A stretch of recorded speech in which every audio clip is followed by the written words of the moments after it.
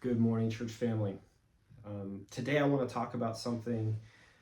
The title of this is An Effort Towards Humble Excellence, and it's from 2 Corinthians chapter 10, verse 12. And we live in a day and age where we like to compare everything. I mean, think about in sports, we are constantly comparing who's better, LeBron James or Michael Jordan. Football, who's better? Tom Brady or Patrick Mahomes. We constantly do these things. Now, sometimes we like to compare apples to oranges, and this is like what I would like to talk about today. We like to compare these things and try to make them look the same, but they aren't. They're unique. If you compare an apple and an orange, what do you get? Totally different flavor. Yes, they're both fruit, totally different flavor. They're different colors, they're different textures, they're unique. Compare Toyota to Ford. Not really much of a comparison. I want to be able to drive for a long time, so I drive a Toyota. Compare Apple to Android. That's why half of you have good phones right now. You can compare people to other people, and we do these constant comparisons because we're trying to keep things. Are we living up to this? And is this person living up to this person? And we constantly do this. And I want to just make the argument today that that is a very backwards way of living, and it actually creates a way of living against God. If you turn with me, if you want to 2 Corinthians chapter 10. Last week we got to talk about some really fun stuff in the book of Romans. And this week we are moving on into the book of Corinthians, 1st and 2nd Corinthians, and this is where I've been spending my devotional life, is in these books. And so this is actually a sermon that actually came out of one of my mornings where I was just sitting there, and some recent events in my life where I'm sitting around a table. I got the privilege to go to a resiliency training seminar in Chicago. And seminar, usually you think of hundreds of people being in a room and you sit there and you listen to a main speaker. This was about 10 people, and we were sitting in a room, and I just looked around the room and I thought, what am I even doing here? We have these pastors of these major Seventh-day Adventist churches. I am easily the only one there with under 100 members in my church. At probably 250 to 300. I'm the only one. And I started comparing myself to other people. And we're going to see later on why that was actually a trap for me. And it made me not even be able to be myself because I felt less than everybody else in the room. But what happens when that changes? So if we move down to 2 Corinthians chapter 10, we're going to be focusing on verse 12, like I said. And there is this section of the book of Corinthians is laid out, and there's these people that have kind of risen up in the church that have in the Corinth that have actually undercut Paul's authority. They've made it very hard on the people there. And Paul explains in the beginning of chapter 10 that he doesn't use the same weapons as the world uses. Thankfully, we are gifted with love, compassion, grace, gentleness, but also boundaries that he wishes to hold with them. And he uses arguments, he says, and not human reasoning, but our reasoning that we get from God to actually demolish the strongholds of this world. And that's where we're going to pick up here in verse 12. He says that these worldly weapons, he's not talking about guns and ammo, but pride. Things that are fashioned by pride, and there are false apostles that are shaking the faith of the Christians in Corinth. And he gives us a key why these false teachers are actually false. And he does that here in verse 12 of 2 Corinthians chapter 10. Now, I'm reading out of the New Living Translation because it puts the Bible into a language that we use on an everyday basis, okay? But whatever Bible version you're doing, it will link up, okay? It says, "Oh, don't worry, we wouldn't dare say that we are as wonderful as these other men who tell you how important they are, but they are only comparing themselves with each other, using themselves as the standard of measurements." And he says, how ignorant. In other words, there's like this group of people, they're kind of the elites, it seems like, and they're sitting there, then they're comparing themselves to each other. Oh, I'm better at this and you're better at that. Oh, thank goodness we're better than other people, kind of that attitude. It was a select circle.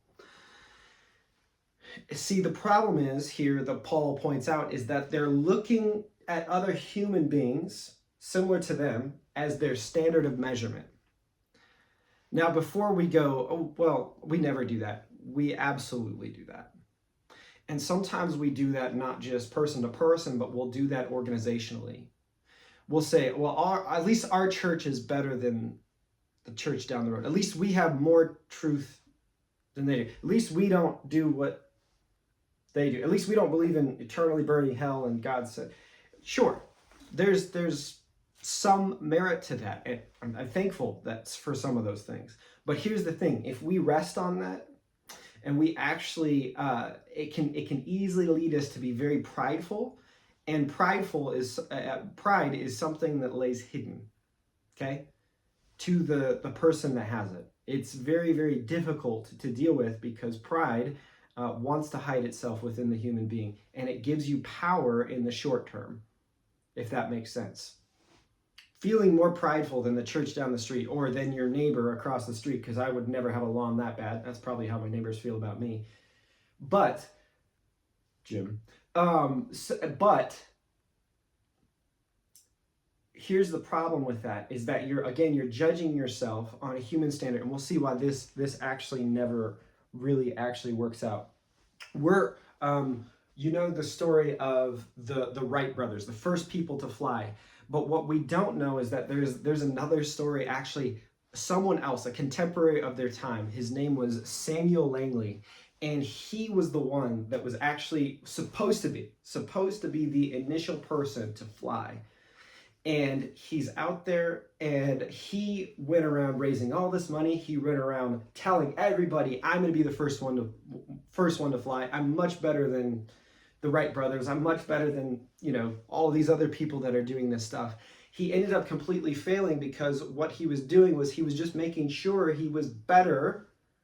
He was better than the competition. So he would look around and he would say, well, I'm making a better product than these guys.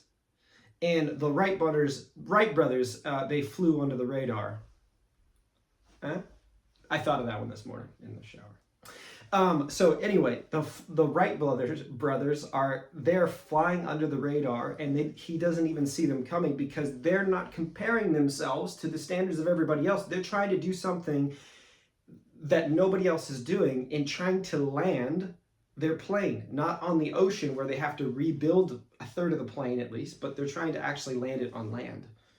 And this is actually what leads them to actually becoming the first people to ever take flight and land and do this amazing feat, is because they actually started with much simpler means. They didn't start with the funding. They didn't start with all the stuff that Langley had. They did it actually much less. So it's just creating this point that sometimes what we do is we look at our competition. We look at somebody else. We have a vision like this, and we look at other people and say, well, that's the standard, and all we have to do is at least get to this point or do a little better than them. And here's the problem with that is, again, it creates pride. Here is our SDA Commentary has a quote in it on page 905 on 2 Corinthians chapter 10, verse 12. It says, self-praise, self-exaltation is the worst form of all self-deception. Conceit binds men to an objective standard of excellence by which they can make an unbiased evaluation of themselves. In other words, they can say, oh, I'm doing a good job. I can give myself a pat on the back. They become blind to God's standards of measurement, blind to their own pride, blind to the excellent qualities of any who oppose them, blind even to their need of salvation. In other words, I can be against somebody or working in competitive with them, and you can just totally diminish that person and make them unhuman. We're watching this, especially in our political realm right now. You can't see any of the good qualities of the other side if you're fully on one side. You can't. You only see them as evil, and this is the way we're being pushed. But he says this, he says, but it will even blind their own need of salvation. Why? Because pride makes you feel like you're better than, or you're more saved. You're more important than someone else. So why wouldn't I be saved instead of someone else? It says to live by this standard is completely contrary to the mind and spirit of Christ. There's another explanation of somebody who does this. In Greek mythology, there's a man named Icarus, and he and his father escape from this island, and his father warns him. He goes, Icarus, don't fly too close to the sun. Your wings are made of wax. And Icarus, in his pride of being away from this evil, what he does, he's saying, look at me, and he flies way up into the sun. His wings melt, and he drowns in the ocean. This is a story, not a true story. It's a Greek mythological story, but it still hits at the root of what pride does to us. It makes us overconfident to the point where we no longer can see our vulnerabilities. And it will ultimately lead to our downfall, no matter what. Pride will. Here's the other thing, though, is that sometimes what I've seen in people is that, oh, I don't want to be prideful, so I don't want to try. They would never say this, okay? But I don't want to try my best. I don't want to do my best either for risk of failure or feeling too prideful. But I will tell you this, is excellence is a character of Christ. It is part of who he is. Doing something excellently is something that we should consistently strive for. But you need to do it with humility, as the title of the sermon. Think about your car for a moment. If the makers of your car just said, well, we don't have to be, excellent at this. We don't have to make this great. Would you feel comfortable driving that car? What about the airplane you're getting in? What about the house that someone built for you? How much money would you pay for it? And sometimes what we do as Christians is we have this idea of grace. Oh, God will make up for my deficit, which is true. But sometimes we let that replace our need for good hard work and doing something excellently. Now, with that, I would just like to point out that excellence is not perfection. But I would say this, it is far more than mediocrity. Settling for being mediocre is not acceptable as a Christian. It just isn't. You are a child of God. You are unique, and you're created for a specific purpose. Go get that. Go chase after that with everything that we have. Here's the thing. Okay, so we've kind of looked at what it means to compare ourselves to our contemporaries, but here's the other thing is that everybody does this. Everybody compares, and there is a non-bad side to this. There's a clinical psychologist that I follow. In his books, 12 Rules for Life, he says this. When we are young, we are neither individual nor informed. That means you're not very smart, and you see yourself as a part of something, not as your own individual. He says, we must compare ourselves to others because the standards are necessary, and without them, there's nowhere to go and nothing to do. As we mature, we become, by contrast, increasingly individual and unique. The conditions of our lives become more and more personal and less comparable with those of others. I hope you heard that, is that comparing ourselves to others and feeling like we're not measuring up to their standard is a thing of immaturity. And what you actually need is to find your own given, created identity in Jesus Christ and what he has given you, the exact gifts, the history, everything. You are unique, and there's no one that can replace you exactly like they are. The world needs you, by the way.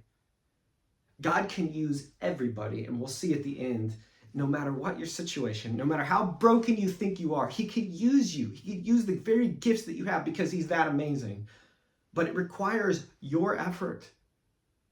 Even if you fail, there's something that one of my favorite quotes in a book I recently read. He goes, he's telling his team, he goes, look, we can fail, we just can't suck. In other words, don't be afraid of failure. Just step out and be excellent. You're going to fail. Failure is our best our best way of learning.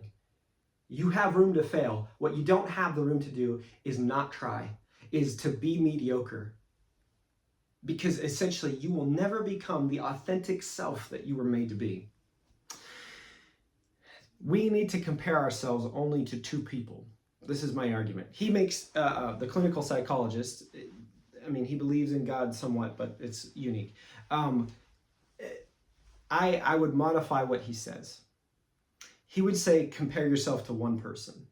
But I'm going to say we need to compare ourselves to two people. And the first person we need to compare ourselves to, or try to look up to, compare our actions versus their actions, is none other than Jesus Christ. I think that that gives us a standard, as we just talked about. It gives us a standard that is so much higher and so much loftier than any other human being. What you can't do, you can't die for the human race. You're not going to go, Rome's not going to nail you to a cross, okay? I'm not asking you to do that. But in character, in mission, in life, in unswerving love for people and love for God, you completely set yourself out on this road. And you do it just like Christ did. He is our model.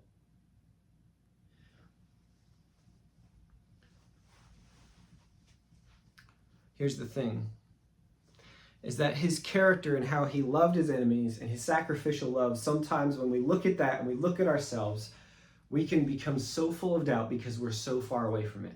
This is a good thing. This is where humility sets in for us.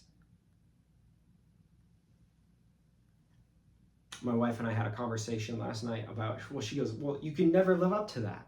So it's so discouraging. It can be if you say that I have to be here. It's something to shoot at. Okay, so I like to use the illustration of free throws.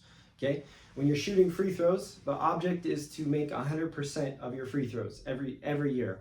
And the best percentage over a whole season is mid-90s somewhere, 90-something%. No one's ever made all their free throws. No one's ever been perfect. But that doesn't mean that every single player, no matter if they shoot 30% or 95%, doesn't try to make every single free throw, because excellence is necessary in a professional sport. I would say that wherever you're at, whether you're good at something or not, excellence is still necessary. So comparing yourself to Christ, who got 100%, he was amazing at everything he did. Comparing ourselves to that can lead us to despair, but it shouldn't. It should lead us, okay? It should lead us to humility, to recognize that there's still more to grow. There's still something to shoot at. We should always be trying to grow because we are grounded in him. That's the first person we need to compare ourselves to. The second person we need to compare ourselves to, and this is where I get the clinical psychologist from, is this is where it'll give us hope. Compare yourself to who you were yesterday, to who you were 2 years ago, to who you were 4 years ago, and then compare that. Are you getting closer? Are you taking a step in the direction of Christ's character? Are you becoming more loving, more generous? Is the fruit of the Spirit more evident in your life than it's ever been? And look, when you can say yes to that, when you look back, you should be able, I hope, you should be able to say, well, I'm not where I used to be, and I'm not where I want to be. This should be the constant struggle of our life. Maybe I shouldn't say struggle. This should be the state of our life. I'm not where I used to be, but I'm not where I want to be. This constitute growth in you, that you're looking at the ideal. You're not looking from human to human, trying to have pride in our life to make us feel better. No, you're looking at Christ as the ideal. That humbles us. And then you're looking at where you used to be, and that gives us some excitement that, hey, we're headed on the right direction. And this is what you want. Now, I shared a story about Resilient University that I got to attend a few weeks ago in Chicago, and I'm sitting there in this room with all these other with all these other pastors who are pastors of much bigger churches, and I'm sitting there and I'm judging myself. I'm comparing them, and I'm feeling just like I shouldn't even be in this room. What am I even doing here?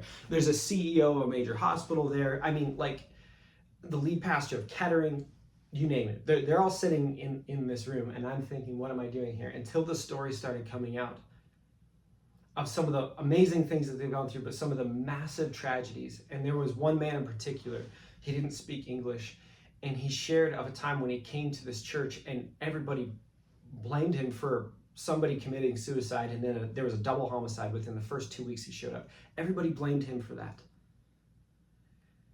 And he came home, and he said, I didn't know what I was doing in this place. He spoke to me in that moment. He has a translator. Because I came home, and he had actually soiled himself without even knowing it, because he goes, I'm just a human, and I don't know what I'm doing here, but I know that God has called me here, and I don't know how to make it through this. But I want to tell you what an amazing time that was, sitting around that circle, hearing the story of, man, people. Sometimes we put on a mask and we say, oh, we have this church of 400 people, look at us. Oh, and it's just pride. It's just pride. And then we have a church of 20 people, we feel less than. It's the same thing, by the way. What is our unique identity, church? What are we being called to do? Where is our specific thing? This isn't just individually, okay? We can feel like this, but we are an individual church within a greater context of Seventh-day Adventist Christians. God has called this church to do something specific. He has called you to do something specific, even within the church. Here's what I want to talk about today, is that, look, we can compare ourselves to other people. We can compare ourselves to other churches. We can do this, and it can create this feeling of better than or not enough and something to shoot for if we look across there. But I will say this, that it's an immaturity thing. We all do this. Just to take the psychologist standpoint, look, I used to look up to my dad, and now I look down on him because he's shorter than me. No, that's not true. I don't look down on him. I used to look up to my dad because dad was my hero. Dad he ate broccoli, I wanted to eat broccoli. He drank milk, I drank milk. I remember the most horrifying thing one day. I spilled my milk and my dad still had his. And how am I going to be big and strong like dad? Because I spilled my milk. And what I've realized as I got over is my dad is a human. He's not a standard for me to shoot after. There are traits that both in my DNA and my character that I admire about my dad, and that I want to shoot for some of those things. But the reality is, I'm my own unique person. I'm not him. You're not somebody else. You can't continue to look at somebody else and think that they have the answers for your life. We do this all the time. We're watching other people on TV, watching people on social media, and saying, if I was only like that. You're not. You're you, and the world needs you. God wants to use your unique gifts for his glory. Let me just say, it can be discouraging because we can feel like we're worth nothing, or we can feel like we're God's gift to this earth. And here's the thing, is you are God's child, a child. You fall short of his glory, but he still wants to use you for it. I've used this one before, but there's a story about a man who has, I think it's Lou Gehrig's disease, and his whole body starts to shut down until for like more than a year, all he has to use is his eyebrow. This is the only functional motor skill he has, is one of his eyebrows. And he uses that in order to write to write letters to people, to write small books and things, because he said, nothing is going to stop me. I still have value. I still have a way of doing something. And here's what I want to say, you guys, is just in conclusion today, is that God will use you for a unique thing. This is what Jesus created you to do. He's amazing at it. And even if you feel like nothing, you feel like I can't step out, or I'm too afraid, and people beat me up and made me feel less than them, guess what? You're not. You're not less than them and you're not more than them. You are a unique person, and God is going to use you for his glory. When you take the risk, when you're grounded in his love, you are able to grow. When you're grounded in his love, you're able to grow because you can risk failure. Because he will use your failure for good. And in turn, you will bring him glory. You'll bring the fruit on the tree. Let's have a word of prayer together. Jesus, thank you that you made life like this. Thank you that you want to use this no matter where we're at, no matter who made us feel like we are insignificant or don't belong in this life. I pray that your Spirit tells us that that is just not true. You made us for a specific purpose. You have given us life so that we might step out in faith and grow, Lord, and grow into the person that you wanted us to be, no matter if we're 5 years old right now listening to this or if we're 95. Thank you that there is this opportunity to be closer to you, to take a step in your direction. This is what we want. And Lord, we want to be excellent in the things that we do. We want to do things well. Help us with that, Lord. Amen. Happy Sabbath, everybody.